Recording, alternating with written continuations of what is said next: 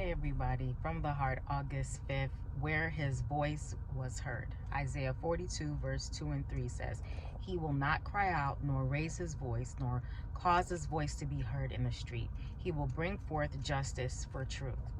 So this was a prophecy in Isaiah about Jesus. From his childhood, Jesus conformed his life strictly to the Jewish laws. He manifested great wisdom in his youth, so he was very Jewish. The grace and power of God were upon him.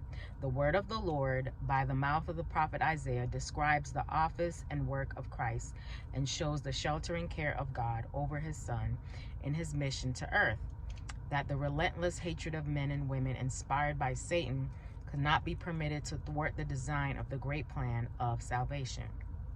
The voice of Christ was not heard in the streets in noisy contention with those who were opposed to his doctrine. Neither was his voice heard in the streets in prayer to his Father. His voice was not heard in joyful mirth. His voice was not raised to exalt himself and to gain the applause and flattery of sinners.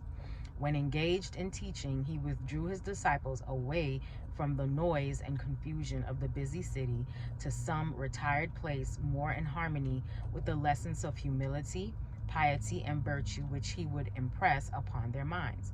He shunned human praise and preferred solitude and peaceful retirement to the noise and confusion of mortal life. So he didn't attract a lot of attention to himself. His voice was often heard in earnest, prevailing intercessions to his Father. Yet for these exercises, he chose the lonely mountain and frequently spent whole nights in prayer for strength to sustain him under the temptations he should meet and to accomplish the important work he came to do for the salvation of humanity. His petitions were earnest and mingled with strong cries and tears. So if Jesus prayed like this, how much more should we be praying?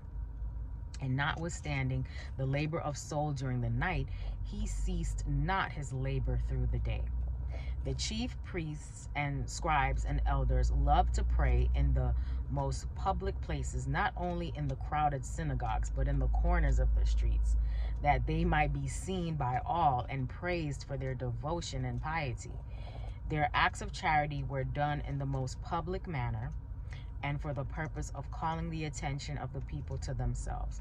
Their voices were indeed heard in the streets, not only in exalting themselves.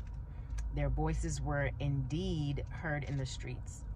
Not only in exalting themselves, but in contention with those who differed with them in doctrine.